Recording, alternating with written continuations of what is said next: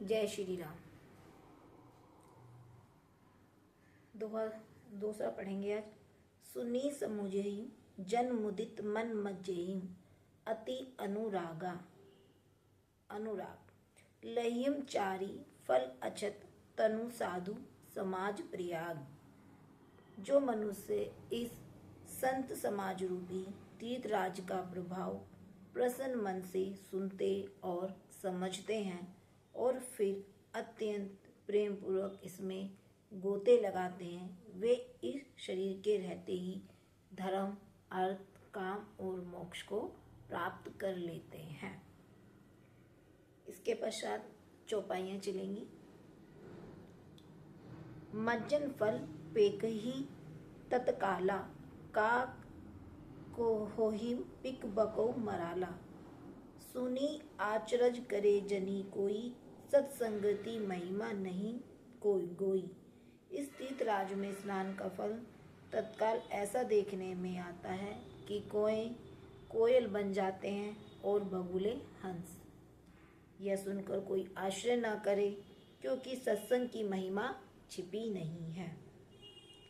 बाल्मीक नारद घट जोनी निज निज मुखनी कही निज होनी।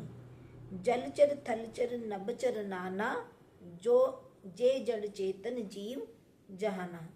तो वाल्मीकि जी, नारद जी और अगस्त्य जी ने अपने अपने मुखों से अपनी होनी या अपने जीवन वृत्तांत के बारे में बताया। जल में रहने वाले, जमीन पर चलने वाले और आकाश में विचरने वाले नाना प्रकार के जड़ चेतन जितने जीव इस जगत में हैं। आगे मति कीरति गति बूती भलाई जब जेहिम जतन जहाँ जेहिम पाई।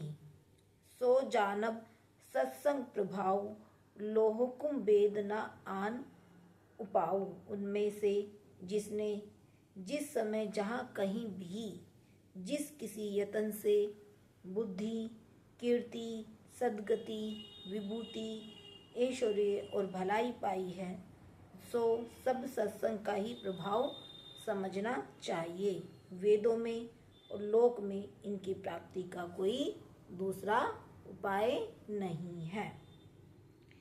बीनु सत्संग विवेक न होई राम कृपा बिनु सुलभ न सोई।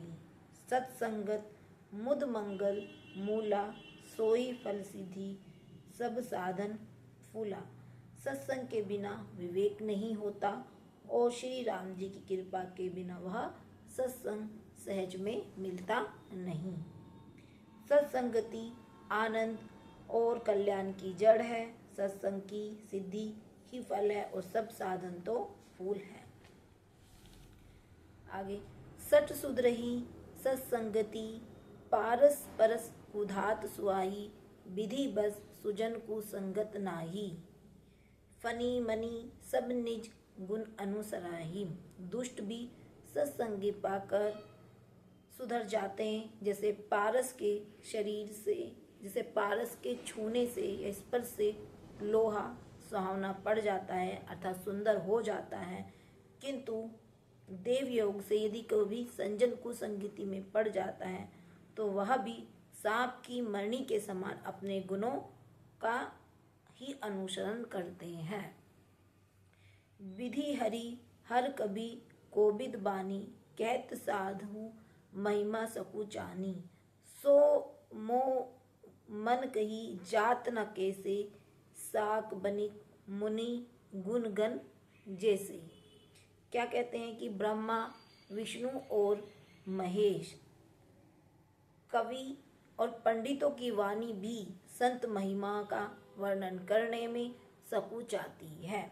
वह मुझसे किस प्रकार नहीं कही जाती, जैसे साग तरकारी बेचने वालों से मणियों के गुण समूह नहीं कहे जा सकते हैं। जय श्री राम।